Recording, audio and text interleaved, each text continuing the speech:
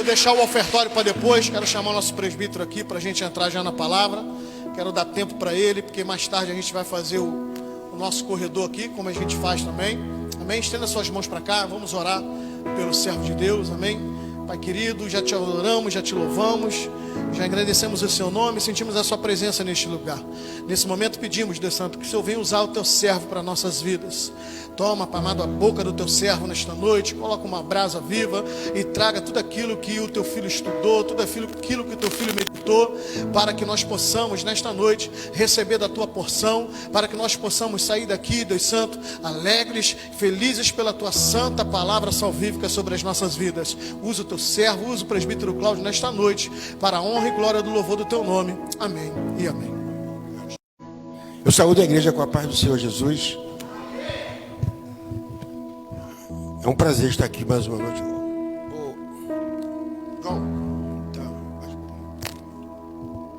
Amém. Glória a Deus. Estou sentindo a presença de Deus nessa noite. Amém. Eu estava ali ligado. Aí eu estava...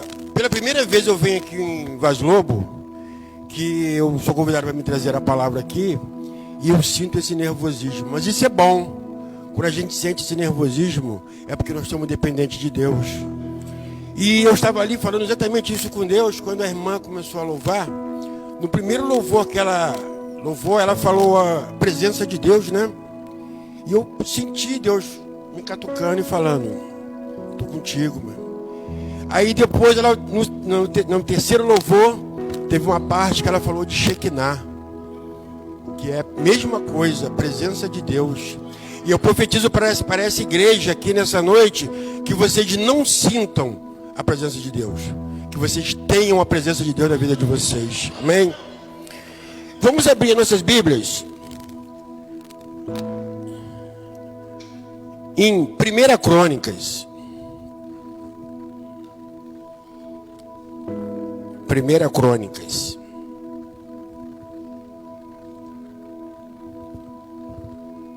A partir do capítulo 13.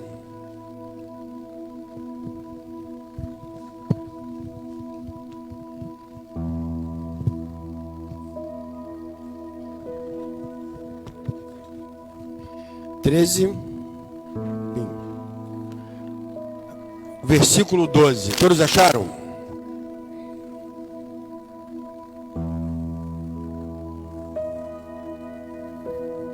Treze, 12. Todos acharam? Amém? A palavra de Deus vai dizer assim: E Davi temeu a Deus naquele dia e disse: Como farei que trazer para minha casa a arca de Deus? E não trouxe Davi a arca para sua casa, na cidade de Davi. Ele a levou para a casa de Obed-edom, o geteu. E a arca de Deus esteve na casa de Obed-edom com a sua família 3 meses.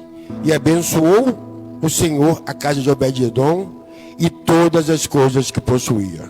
Podem se assentar em nome de Jesus? Irmãos, como eu falei, o retorno está muito alto.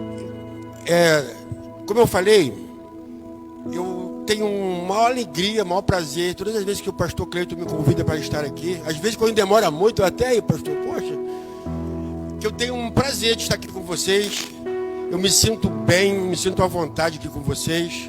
E hoje eu trouxe aqui o irmão Bruno, o irmão Anderson, a minha esposa Lucimar, e a filha do Bruno, a Laninha, também está aí com a gente. Porque quando nós estamos vivendo essa campanha de Obed-edom, e essa campanha, muitas das vezes a gente ouve, mas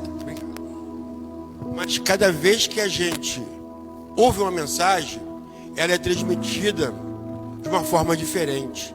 Ela é transmitida segundo a vontade de Deus. E muitas das vezes a gente ouve aquilo e fala assim: fulano tinha que estar aqui. Mas não é assim que Deus trabalha.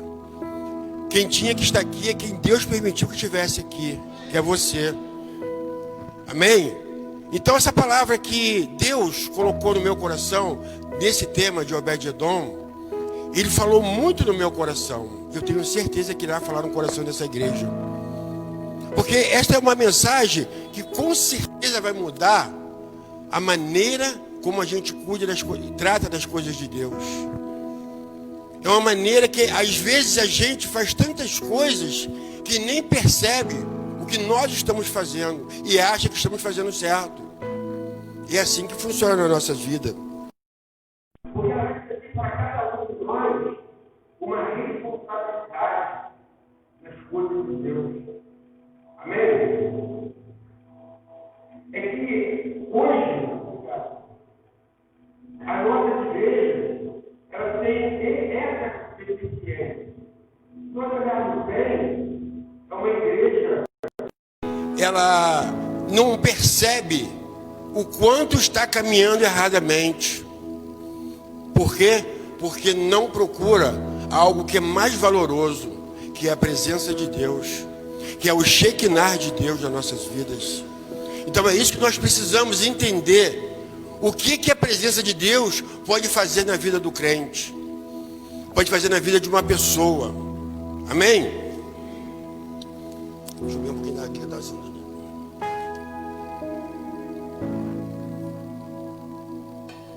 O foco hoje, nós vamos falar de um homem chamado Obed-Edom.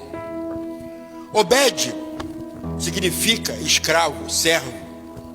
Edom, naturalmente, porque ele era da tribo dos Edomitas.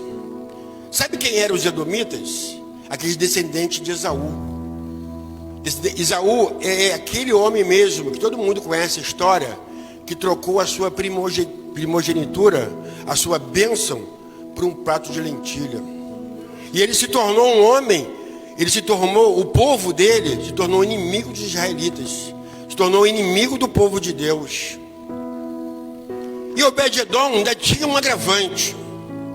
Ele nasceu na cidade de Gate, né? Aonde nasceu um outro inimigo do povo de Deus, foi o gigante Golias. Olha só como é que é as coisas. Acho que foi a última vez que eu vim aqui, ou a penúltima vez que eu vim aqui, nós falamos exatamente desse tema. Só que foi em outro capítulo. Nós falamos sobre aquela investida que Davi tinha feito para trazer a arca de Deus para Jerusalém. Porque Davi, logo que ele foi coroado rei, o seu maior objetivo era trazer para Jerusalém o centro religioso e militar. Esse era o desejo de Davi. Só que Davi, ele tinha tanta vontade de fazer aquilo que ele não mediu esforço, ele não parou e não pensou. A gente chegou até a discutir isso aqui da última vez que eu vim, mas só que eu fixei essa mensagem em usar. E hoje nós vamos partir para um outro caminho. Nós vamos partir para o caminho de Obed-Edom. Quando Davi chegou ali naquele lugar, e outra coisa que eu já falei com vocês, quando vocês estiverem meditando numa palavra, numa história da Bíblia, se vocês mergulhar na história, se vocês tentar entender, vocês vão entender muito melhor. Quando você se fizer também um protagonista da história, você vai ter um entendimento melhor da história. Eu fico imaginando naquele momento em que a arca, quando veio, Davi trouxe a arca, todo mundo já sabe, que o boi tropeçou e a arca estava caindo, Uzziah foi tentar botar a mão e morreu. Ali começa a história de Obed-Edom. Ali começa a viver a história desse homem, que era um homem, pela sociedade daquela época, era um homem excluído. Era um homem que tinha tudo isso, todas essas qualidades que eu acabei de citar, por ser um edomita, por ser um geteu, por tudo isso. E ser um escravo. Então ele era uma pessoa ignorada pelo falado povo de Deus. Aquele povo de Deus ignorava ele por tudo isso, por achar que ele era uma pessoa insignificante. Eu quero dizer com isso que naquele momento, quando Davi, que Uzziah estava no chão, morto, ele olhou para um lado, olhou para o outro e falou: alguma coisa deu errado, alguma coisa começou errado. quando ele avistou do lado da rua uma casinha pequena, bem pequena, à beira da estrada que levava a Jerusalém. Ele atravessou, foi até essa casa, e lá, ao bater na porta, veio uma mulher pobre, humilde. Quando ela abriu a porta, ela percebeu que ali se tratava do rei Davi, o rei de Israel. Ela chamou o marido dela. Um homem com todas essas qualidades que eu acabei de citar, para o momento daquela época. Um homem edomita, geteu. Ele podia imaginar o quê? Quando Davi contou a história para ele da arca que havia caído, que um sacerdote havia morrido, ele falou assim: talvez eu, talvez você. Falou assim: poxa, se ele era um sacerdote, morreu porque encostou na arca, e eu que sou um pecador, não é verdade? E eu, se eu olhar, que eu vou morrer fulminado. Mas ainda assim, ele aceitou o desafio. Ele deixou que a arca entrasse na sua casa. Preste bem atenção. Ele deixou que a arca entrasse na sua casa com todas essas qualidades que as pessoas viviam dizendo que ele era. Então preste bem atenção nessa história, que vocês vão ver o que Deus pode fazer na minha vida e na sua vida, se nós permitirmos que essas coisas aconteçam em nossas vidas. Amém? Então, ele deixou. Mas antes eu vou falar para você o que significa a palavra Shekinah hebraica. Shekinah significa a presença de Deus. Algumas pessoas falam que Shekinah é a glória de Deus. Não. Glória de Deus em hebraico tem um outro significado, tem um outro nome. Se não me engano é Kavod. Kavod. Então, quando você ouvir a palavra Shekinah de Deus, é a presença de Deus. E é isso que eu, nessa noite, estou profetizando para a vida de cada um de vocês, que vocês recebam a Shekinah de Deus na vida de vocês. Que vocês verão coisas impossíveis se tornar reais na vida de vocês. Amém? Então, quando Moisés saiu com o povo do Egito, Deus mandou que ele construísse a arca. E disse para ele que a presença dele estaria com o povo aonde quer que eles fossem. Então, se você estiver com a presença de Deus, aonde quer que você esteja, aonde você colocar a planta dos seus pés, Ele estará com você. E grandes coisas farão na vida de cada um de vocês. Amém? Então, isso que eu estou falando, muitas das vezes nós não conseguimos ver isso hoje, nos dias de hoje, nas igrejas. Nós não conseguimos ver isso porque, se nós olharmos direitinho, eu não estou citando o nome de ninguém, não vou falar o nome de ninguém, mas a gente vê muito isso, pastores, líderes religiosos, envolvidos em escândalos, corrupções, buscando apenas o enriquecimento financeiro, não é verdade? Então, mas essas pessoas não estão buscando algo que é muito mais valoroso do que apenas dinheiro. Porque a presença de Deus para nossas vidas tem muito mais valor do que qualquer riqueza que o mundo possa nos dar. Amém? Vamos lá. Quem era Obed-edom? A Bíblia diz que quando, no meio do caminho, Davi viu da catástrofe, estava morto, o rei Davi levava a arca e colocava na casa de Obed-edom. É tudo isso que eu falei aqui. Ele era desprezado e tinha uma esposa. Olha só, detalhe. Ele morava ali, a esposa dele era estéril, não podia dar filhos a ele, tá? Então tudo isso ele tinha de ruim. Ele era mal visto, ele era mal falado, ele não tinha uma família a qual ele pudesse falar que tinha uma família, que é o desejo de todo homem, né? Constituir uma família, né? Então, todas essas coisas erradas ele tinha. E quando a arca saiu da casa de Abinadab. Abinadab era irmão de Davi. A arca permaneceu ali durante 20 anos. 20 anos. Talvez, com o passar do tempo, Uzá e Aiô, eles eram filhos de Abinadab. Ele já entrava na casa, na sua casa, e já não olhava aquela arca com a devida reverência que deveria ser olhada. E isso tem acontecido nas nossas igrejas nos dias de hoje. Isso, muitas das vezes, você percebe que as pessoas entram no templo para assistir um culto, fica contando as horas, os minutos para poder ir embora. As pessoas, às vezes, vêm para dentro da igreja, saem. Se você for perguntar o que foi pregado, a pessoa não sabe. Não sabe. Qual foi o... Porque, por isso que eu falei aqui, quando a irmã estava louvando aqui, eu vi que estava na ligação da palavra. Quando a gente presta atenção no culto, a gente vê que tudo vai se encaixando. Tudo vai entrando conforme Deus quer. E às vezes as pessoas entram dentro do templo, vêm para poder o pastor ver se esse fulano veio, né? Mas não sabe o que é, não sabe verdadeiramente reverenciar a Deus. Não sabe, ou não querem. Eu sei que isso não acontece na nossa igreja. Isso aqui não acontece, mas acontece por aí. As pessoas vêm aqui, como aconteceu lá que Jesus chegou lá no templo, todo mundo, tinha tanta gente vendendo as coisas lá, e saiu chutando, não é verdade?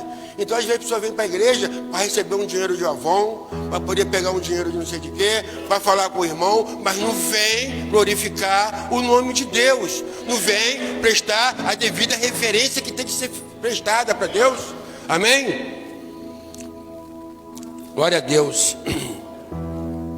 Então, naquele momento em que Davi estava ali, percebendo que algo começou errado, que algo não foi conforme a vontade de Deus, e ele viu ali, talvez, eu estou imaginando, eu estou conjecturando, ele deve estar ali olhando para o cadáver de Uzá, a arca ali, o sonho dele sendo frustrado naquele momento de levar a arca, e ele se perguntou: como trarei a mim a arca do Senhor?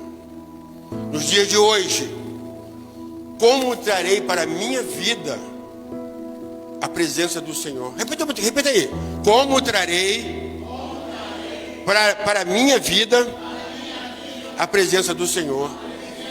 Foi exatamente isso que Davi estava ali preocupado, em trazer a presença de Deus para Jerusalém, para a sua casa.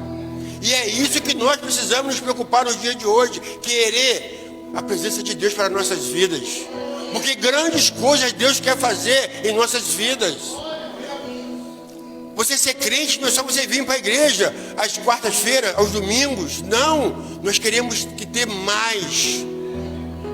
Como eu falei aqui, eu profetizo que você não vai só sentir a presença de Deus, que você tenha a presença de Deus. Porque quando você tem a presença de Deus, aquilo que está morto na sua vida vai ressuscitar. Aquilo que você pensa que não tem mais jeito, vai ter jeito. Amém? Hoje o negócio aqui está frenético.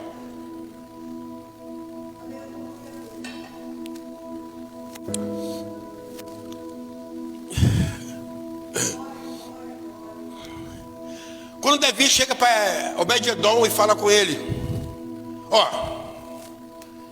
aconteceu um incidente ali, eu sou o rei de Jerusalém, eu quero pedir a você que me deixar esse material aí. Eu estou conjecturando. Mas, meu rei, logo na minha casa? Não, olha só, aconteceu um incidente. Isso aqui é um objeto de um valor fora do comum, referente a Deus. E um sacerdote, por tocar ali de um modo indevido, morreu. Ou seja, ele quis dizer o quê? Não pode abrir ali que você vai morrer fulminado. Mas ali tem que haver. Mas Obed-Edom, apesar de tudo isso, ele era um homem de oração. Obed-Edom orava. Mas o que nem Davi, nem que sua comitiva sabia, é que tudo aquilo que aconteceu ali naquele momento era da vontade de Deus. Deus não faz nada, nada acontece na nossa vida sem que Deus saiba. Tudo que acontece na sua vida, na minha vida, é porque tem a permissão de Deus. É porque Deus está no controle de tudo. Quando ali foi interrompido ali aquele, como é que eu vou dizer? Aquela coisa gigantesca que Davi tinha feito para buscar a arca. Ele não pensou, mas, como eu digo, a gente tem um ditado que diz: o apressado come cru, não é isso? Então Davi foi desse jeito, ele pegou, vamos embora, eu quero... Então, ele tinha boa intenção? Tinha. Mas de boas intenções o inferno está cheio, né, pastor? Ele teve boas intenções, só que ele não fez como deveria ser feito. Ele quis fazer como os filisteus faziam. Botou na carroça lá e levou, e já deu certo. Mas ele não, ele era o rei, ele tinha intimidade com Deus. Ele sabia como deveria ser carregado aquilo. Tinha todo um processo. Tinha tudo. Então as coisas de Deus é assim. As coisas de Deus tem que ser feito de maneira correta. Porque Deus é correto comigo, é correto contigo. Às vezes, o que aconteceu com você, de você não ter, assim, um dinheiro para você pagar uma conta, por exemplo, que do nada aquele dinheiro aparece. Deus é assim. Deus tem um cuidado com cada um de nós. Então nós precisamos também ter cuidado e ser zeloso com as coisas de Deus. Então é isso que Deus quer. Então, voltando a Obed-Edom, olha, então isso aqui é um material, é um objeto super valoroso. Aqui está a presença de Deus. Isso aqui não pode ser aberto, não pode ser tocado, não pode, mas eu quero me deixar em tua casa, eu posso? E ele pensou, poxa, se o cara que era sacerdote foi segurar, morreu, eu que sou um pecador, um escravo, um inimigo do povo de Deus, amém, fica aí. Só que Deus conhece o coração de cada um de nós. Deus conhecia o coração de Obed-Edom. Eu fico imaginando Obed-Edom dormindo em casa, acordava de madrugada, ele ia lá na arca, olhava para ela, ajoelhava, reverenciava a presença de Deus. Isso é, se ele conseguia dormir, porque ali o fogo ali devia estar ali 24 horas ali, se ele conseguisse dormir, ele devia estar, vou lá falar com Deus. Eu sabia que Deus está na minha casa, não vou querer ficar com ele ali o tempo todo. Então eu vou falar, Senhor, está precisando de alguma coisa? Quer alguma coisa, meu pai? É isso que eu faria. É isso que eu faria. E sem pedir nada. Aí, Deus, como eu falei, Deus conhecendo nossos corações, ele chegou, começou a fazer uma lista de tudo aquilo que ele precisava de imediato. Eu creio que não está escrito na Bíblia isso, que ele não precisou nem abrir sua boca, mas Deus sabia. Ou talvez até ele estivesse já orando nesse propósito, não sei. Mas eu sei que Deus agiu. Deus falou, vai ficar aqui essa arca, mas eu volto para buscar. Amém? A Bíblia também não diz que Davi estipulou o tempo que viria buscar. Só falou que ele foi abençoado em 3 meses. O primeiro mês foi tremendo. O primeiro mês, Deus, Obed-Edom, eu também não vi momento nenhum aqui. Eu acredito que seja um homem maduro. Um homem maduro. Se ele era velho, novo, não sei. Mas ele era um homem maduro, tinha uma esposa. E pelo que eu entendi, eles viviam ali já há um tempo. E lá tinha as suas leis daquela época, não sei, não é como hoje. Ah, vamos divorciar. Mas a pessoa que é temente a Deus não pensa nisso, né? Os dois, já pelo tempo de casado, não tinha filhos, já viviam uma vida como? Morna. Já não tinha mais amor, já não tinha mais carinho, já não tinha, talvez de vez assim como, ó, eu cuido de você, você cuida de mim, cada um pro seu lado, mas vamos dormir na mesma casa, mas não tinha mais desejo. Não tinha mais desejo como homem, como mulher. Não tinha mais desejo como casal. Então, Deus, e nós somos casados, nós que temos nossa responsabilidade, nós temos que entender que a presença de Deus tem que começar nas estruturas. A presença de Deus tem que começar nas estruturas. Porque a primeira coisa que o diabo vai querer botar a mão é na família. A primeira coisa que o diabo quer destruir na vida de um homem de Deus, de uma mulher de Deus, é a família. Essa bem fresquinha agora. Entendeu? O diabo, ele não vai querer, ele até vai, mas a primeira instituição de Deus é a família. Não é verdade? Todo mundo sabe disso. É aí que ele vai querer tocar. Como tocou em Eva lá, em Adão, é assim que ele vai querer tocar. Na minha vida, na vida da minha esposa, na vida do pastor, da esposa dele, da sua, eu. Então, quando nós estamos com nossas estruturas na mão de Deus, tudo começa a mudar. Deus, quando tocou nessa área da vida de Obed-Edom, começou a gerar amor, começou a gerar desejo, começou a gerar cumplicidade. E a vida de Obed-Edom e as suas esposas foi mudando. Obed-Edom já tinha o desejo de sair do seu trabalho, ainda que lá ainda fosse uma área infértil, ainda que ele não ganhasse nada ali, ele já tinha aquele desejo de ir para casa para encontrar a sua esposa. E se você ver mais à frente, você vai ver que ela começou a gerar filhos para ele. Foi no primeiro mês, foi a primeira área que Deus transformou na vida de Obed-Edom. Foi a área familiar. Eles já começaram, naquele momento, a ter aquele desejo de um estar com o outro, de um cuidar do outro, de um sentir falta do outro. Quando muitas das vezes isso acontece até dentro das igrejas, né, pastor? Você, às vezes, casais, às vezes, vivem uma vida de labuta, de viver de aparências. Então, Deus manda te dizer nessa noite, se você é uma dessas pessoas, Ele quer mudar isso na sua vida hoje. Se você vive isso hoje, é hoje o momento certo que Deus quer começar a transformar na sua vida. O segundo mês,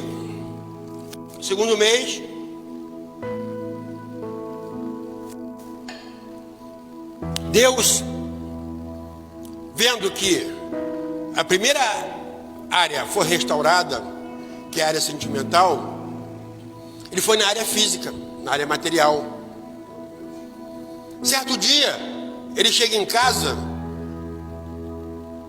com verdura na mão, debaixo do braço, o carneirinho debaixo do braço. Sua esposa pergunta: o que é isso, marido? Ele diz: o que é isso, o que, mulher? Isso aqui é o Shekinah de Deus. Deus está mudando a nossa vida. Começou a gerar recursos para a vida dele. E daí ele começou a enriquecer. Ele começou, os animais que não davam frutos para ele, não davam crias, começou a dar crias sem parar. A roça dele começou a germinar. Tudo que ele plantava desenvolvia. E ele começou a germinar. Eu fiz uma pesquisa separado. No final de tudo isso, a fortuna de Obed-Edom estava calculada, sabe em quanto? Em 2 bilhões de dólares. Se fosse botar nos dias atuais. Então você vê o que Deus faz. Porque quando a gente conquista algo do mundo, tende a acabar. Mas quando Deus te dá, não acaba. Quando Deus te dá, não acaba. Amém? A terceira área que Deus tocou na vida desse homem foi a área espiritual. Quando eu estava meditando, fazendo esse estudo aqui, eu fiquei assim, e toda vez que Deus fala alguma coisa, eu vou, anoto. Eu tenho um caderno que eu tenho 2 alimentações, depois eu passo para cá. E é por isso que eu estou falando para vocês que eu fiz essa pesquisa. A fortuna que calculada de Obed-Edom é em torno de 2 bilhões de dólares nos dias de hoje. E a vida espiritual dele, nesse primeiro mês foi uma bênção, no segundo mês foi ótimo, mas no terceiro mês foi ótimo para ele.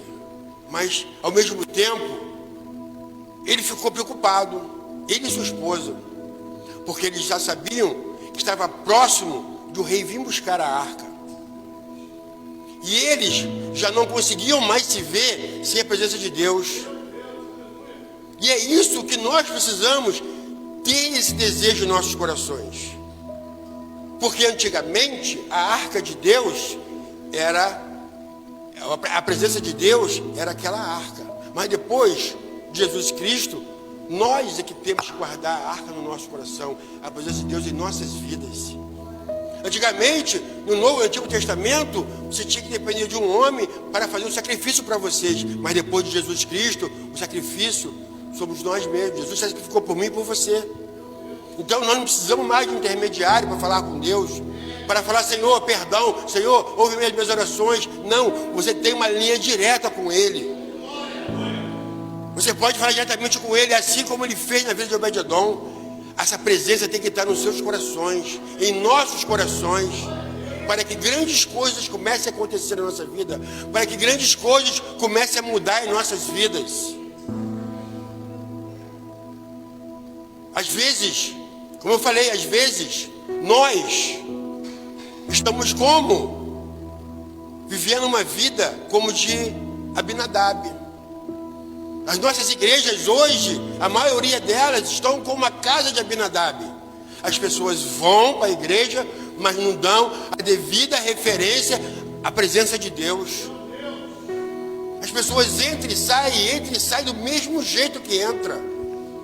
As pessoas passam ano, entra ano, sai ano, entra ano, sai ano, e não tem um crescimento espiritual, porque não pede isso, porque o nosso Deus é educado. Nosso Deus não invade o coração de ninguém. Ele bate na porta.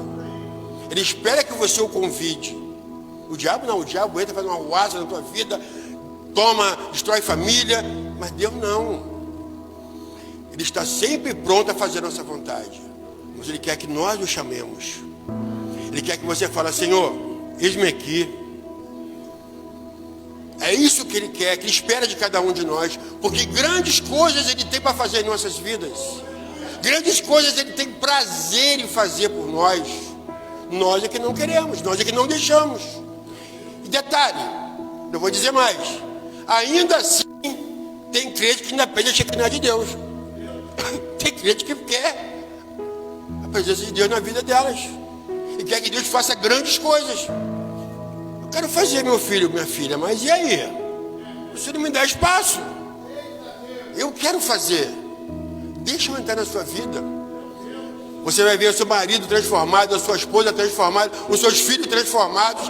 Entra, vem. Eu quero guerrear por você. É isso que Deus está dizendo. Isso que Deus falou no meu coração. Ele quer fazer, mas nós precisamos fazer a nossa parte. Com a nossa parte, abrir o coração para que Ele entre. Amém? Então, no terceiro mês, Deus chega para...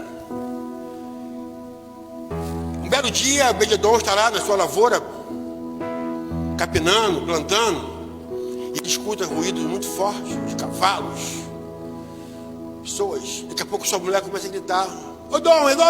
Ele vem, vai de cara com o rei. Essa foi a mais lá que eu achei. Ele chega, o rei chegou quando viu a casa de Obed-edom. Há 2, 3 meses atrás, era uma miséria. Era um homem pobre, não tinha nada. E o rei Davi, quando viu o que Deus havia feito na casa de Obed-edom, ele glorificou o nome de Deus e falou que ele iria levar a arca. Eu anotei aqui. Ele disse que iria levar a arca. O Obed-edom simplesmente chegou para ele e falou, Senhor,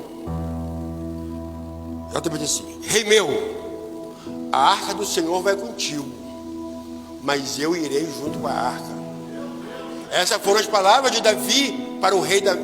Essas foram as palavras de Obed-edom para o rei Davi. O senhor vai levar a arca?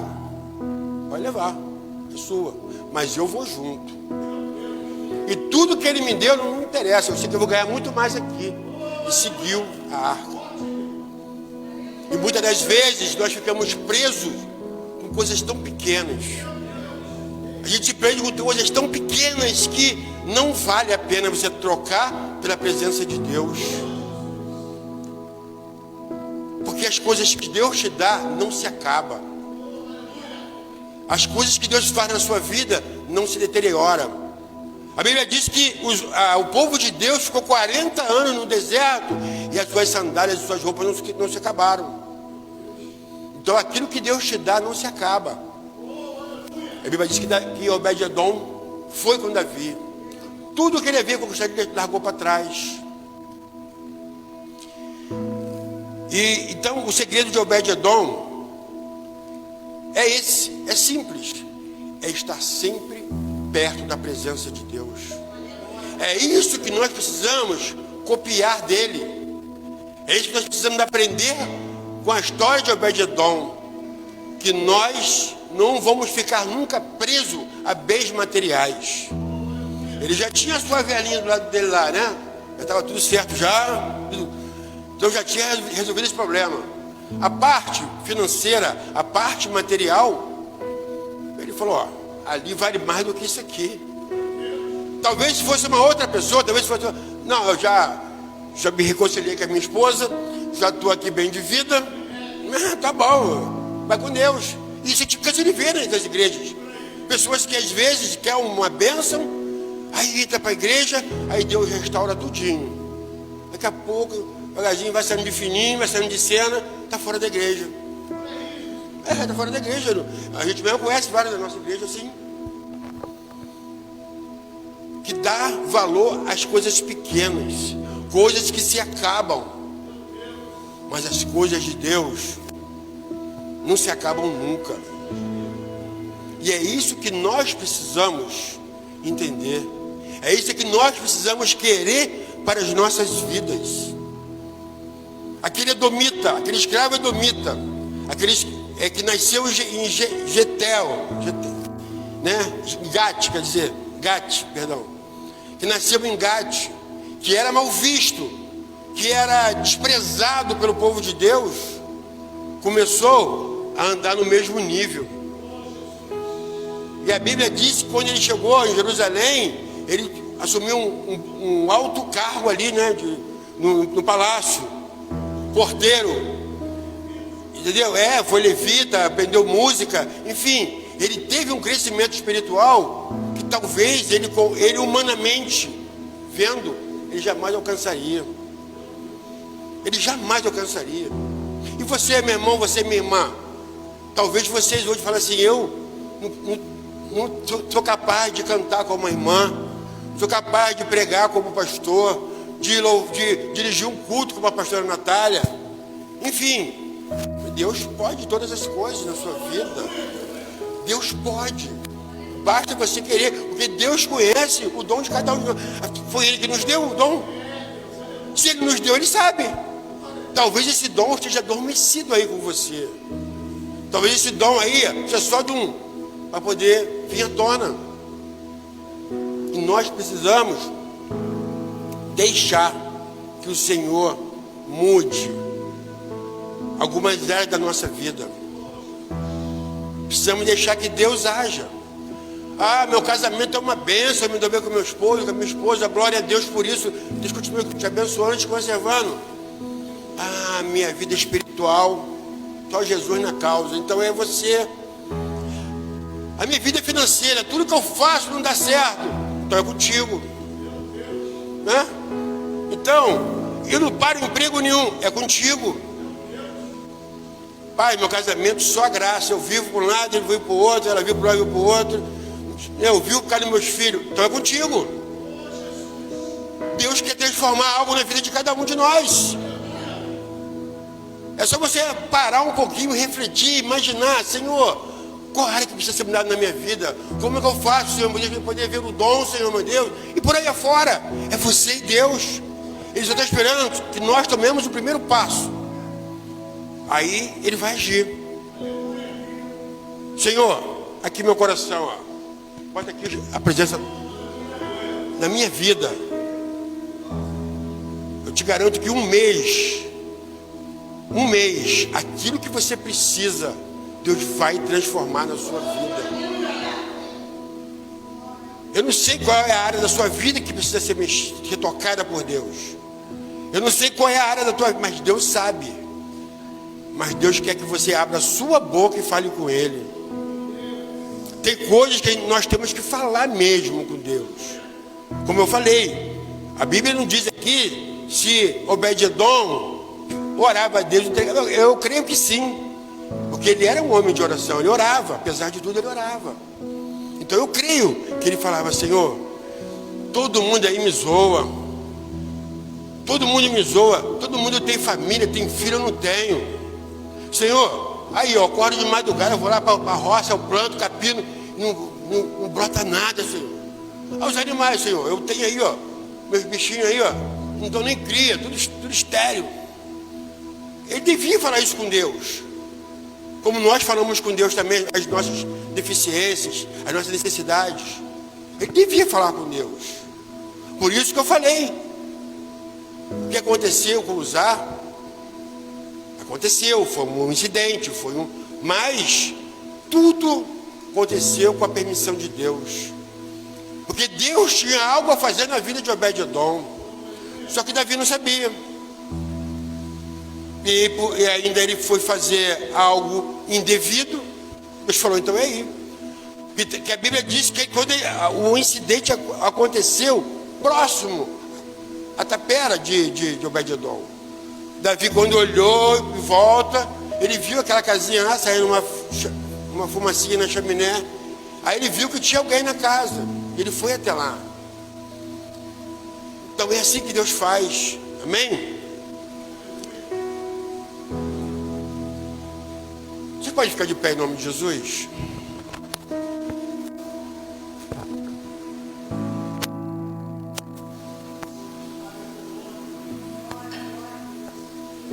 Aos olhos de Obed-Edom, ele era um homem rejeitado.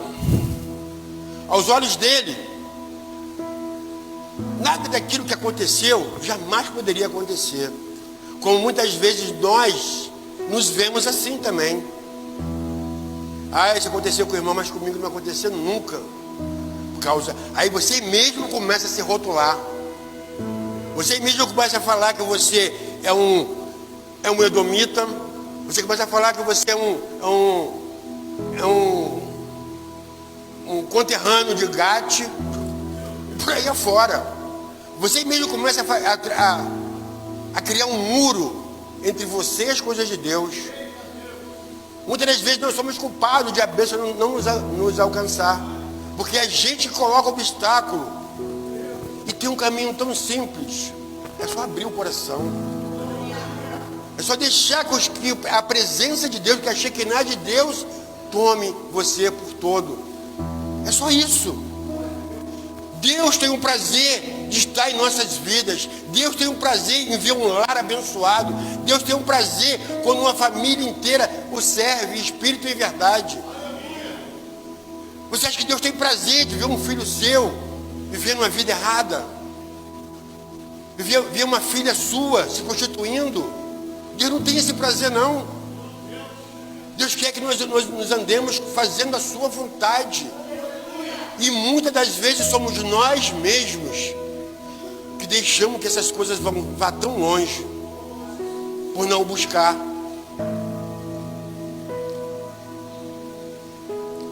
Eu não sei, meu irmão, eu não sei, minha irmã, qual é verdadeiramente a área da sua vida que precisa ser tocada por Deus nessa noite. Eu não sei. Eu também não vou perguntar. Eu não sei. Mas alguma área da vida de cada um, de cada pessoa que está aqui, precisa ser tocada por Deus. Eu não sei qual é a área, mas você sabe. Eu não sei qual é a área da tua vida que precisa ser estruturada por Deus. Eu não sei que tipo de crescimento você quer para a sua vida nessa noite. Mas se você ouviu essa palavra nessa noite, se você falou assim: Senhor, eu quero abrir o meu coração para ti nessa noite, seja crente, seja não crente, vem aqui na frente para a gente poder orar por vocês. Vem aqui na frente, vamos orar por você. Eu não sei qual é a área da sua vida que você vai falar com Deus agora. Eu não sei, mas Deus sabe. E Deus quer realmente que você receba essa vitória nessa noite.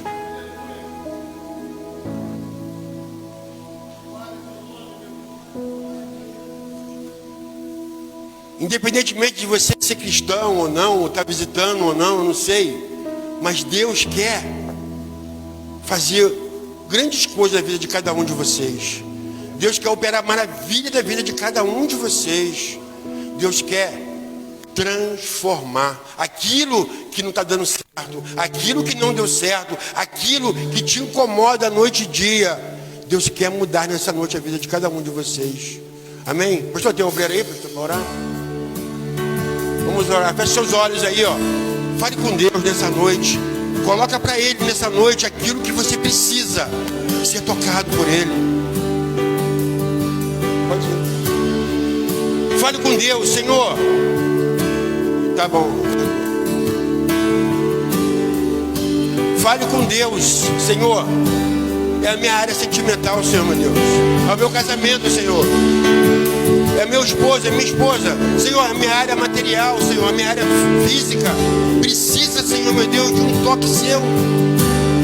A minha área espiritual, Senhor, não anda bem, eu ando frio, eu não consigo orar, eu não consigo ler a Bíblia, eu não consigo, Senhor, meu Deus, me envolver nas coisas de Deus, Senhor, meu Deus. É nessa noite que Deus quer fazer grandes coisas na vida de vocês. É nessa noite que Deus quer mudar, quer transformar, quer fazer coisas novas. Oh, Deus.